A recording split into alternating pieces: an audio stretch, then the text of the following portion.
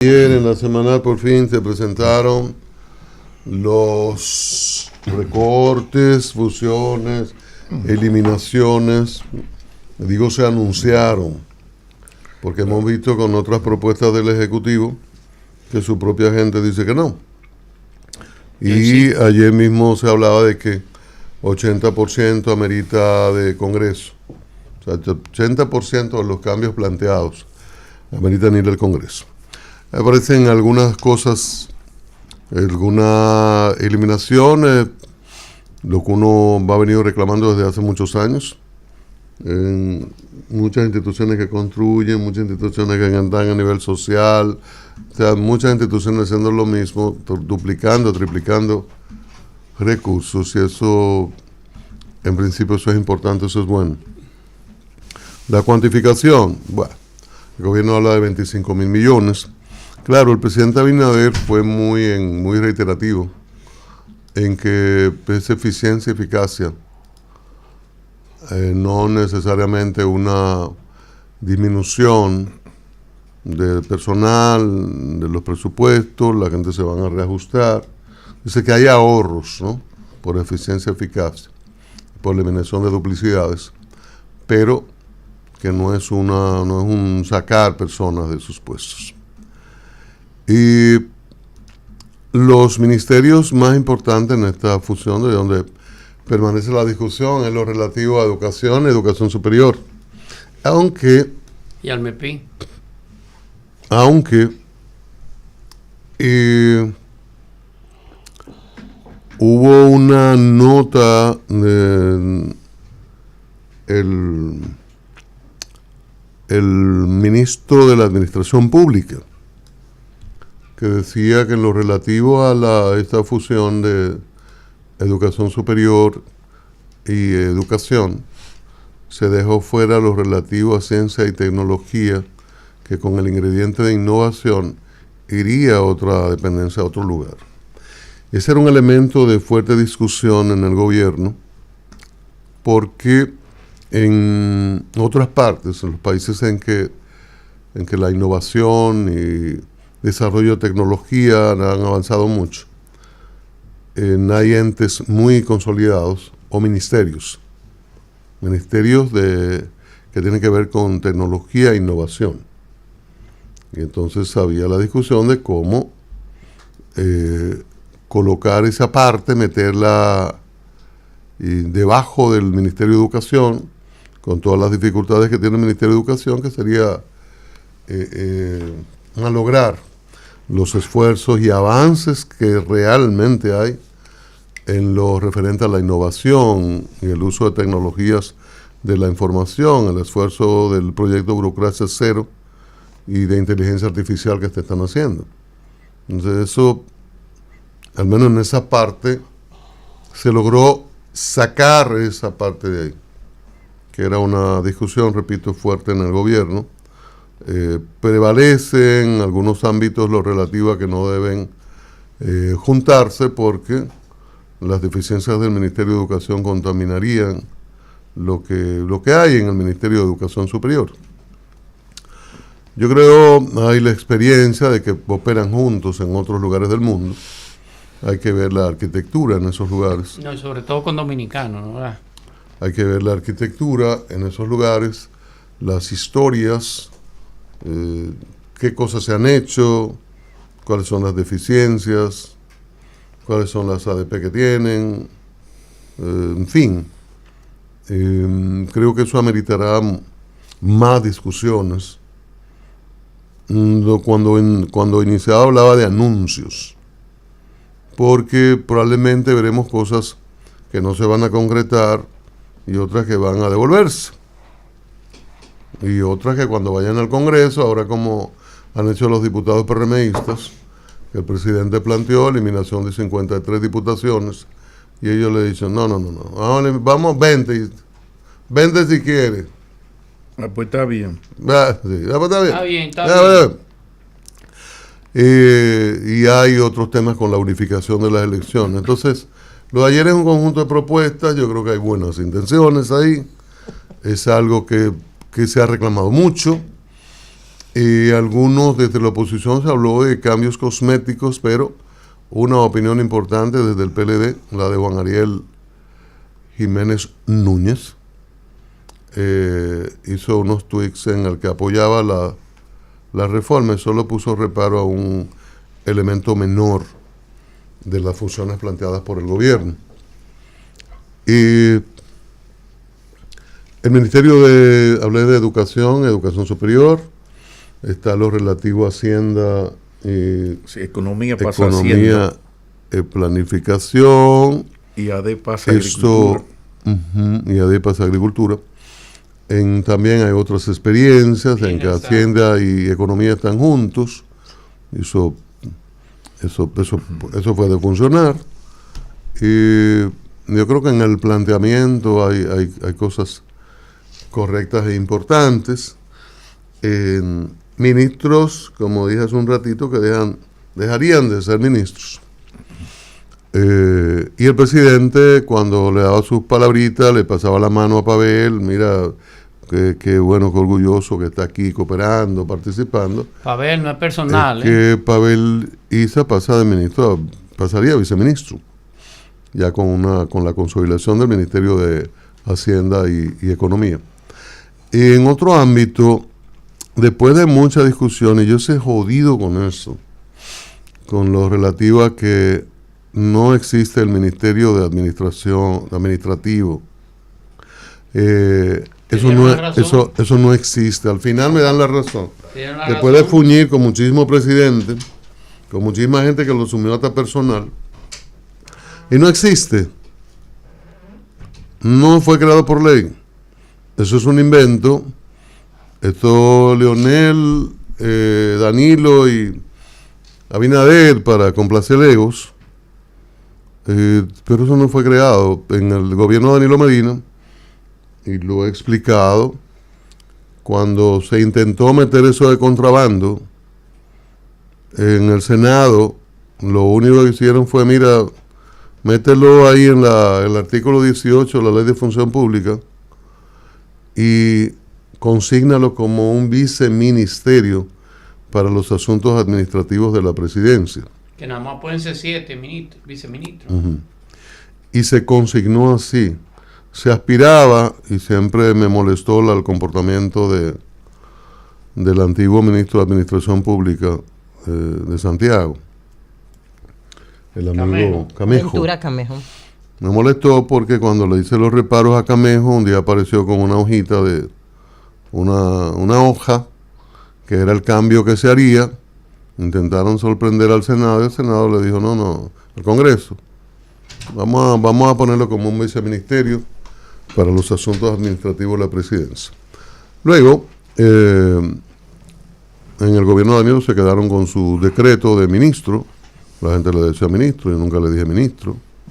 Cuando llegó este gobierno, nunca le dije ministro a Paliza. Y se lo dije a los presidentes de que era un invento y que no podían estar poniendo decreto de algo que no existía. Pero decían, bueno, imagínate. Eso lo dejaron ahí. Ahora eso llega a la realidad. Al final aceptan que eso no existe. Aunque ayer en el encuentro de la semanal se habló de eliminación. No, se elimina lo que existe. Eso no existe, no hay que eliminarlo. Y lo relativo a secretariado también es otro invento, porque ya eso figura como viceministerio, repito, en una modificación del artículo 18 de la Ley de Función Pública. No hay que ponerse a hacer cosas. Bueno, hay un pasón de mano el anterior presidente del PRM, Andrés Bautista, que lo colocaron ahí hace muy poco. Y entonces, vaya, no va a poder andar con el cargo de ministro. Pero el poder se mantiene, que es lo importante. Sí, el poder se mantiene y él va a seguir manejando los asuntos administrativos de la presidencia, que eso es lo que ha hecho desde cuando existían las secretarías. Había un secretario administrativo, un secretario técnico. Se reforma la Constitución en el 10, se crean los ministerios son por ley, eso nunca se creó, pero había una necedad con eso. Es como digo que los ministros tienen derechos políticos, y el que no tiene derechos políticos no puede ser ministro. Pero los presidentes violan la Constitución. No te metas ahí. Y esa vaina se deja así. Y se quiere colocar una ley por encima de la Constitución. Entonces, pero algún día lo van a reconocer, eso es cuestión de tiempo. Yo, Te metas ahí. no, ya en eso soy paciente. La gente, como que cuando son cosas del poder, como, bueno, eso siempre ha sido así, hasta que se da la realidad. Pero, en otro orden, ayer el presidente Fernández hizo una denuncia muy seria, que cuando le plantean al presidente Abinader en la semanal, le tiran el tema, él la bateó correctamente, dijo, estamos en reformas, le dijo a Geomar, porque el presidente usualmente ha matado sus temas en ruedas de prensa y en la semanal. A veces se pasa un funcionario 30 minutos y la primera pregunta es de otra cosa. Que a veces yo digo, caramba, deberían como, por cortesía, ¿verdad? Porque la impresión que da cuando tú haces una gran presentación y la primera pregunta es de otra cosa, a mí no me importa nada lo que tú dijiste, yo lo que quiero es esto. Y a veces no es ni la más importante de las preguntas.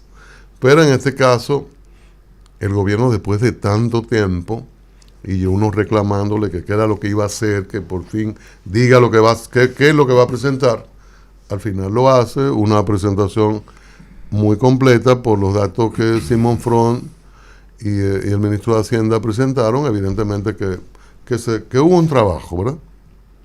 Entonces, es verdad que después de ese esfuerzo, le van a tirar la pregunta a Geomar y el presidente le va a responder para que cambie totalmente. Hoy los titulares fuesen otro y el relato fuese otro, y ahí el presidente estuvo bien orientado en el sentido de no me van a sacar de esto, porque además hay bastante información en lo que se presentó ayer. Cristian, hay un problema que se va a presentar, se presentó ayer y se va a presentar a partir de este lunes con la semanal de Leonel. Claro. ¿Por qué? Bueno, porque Leonel se le va adelante al presidente. Sí. El periodista escucha a Fernández, que bueno, como opositor hará críticas, toma esas críticas y la lleva calientita donde el presidente. Pero el presidente ni ha leído, ni ha escuchado la denuncia, ni se ha reunido con asesores sobre la denuncia. Por consiguiente, lo que hizo ayer es lo que... Es lo correcto. Y lo que va a hacer siempre, o sea, un funcionario, un político.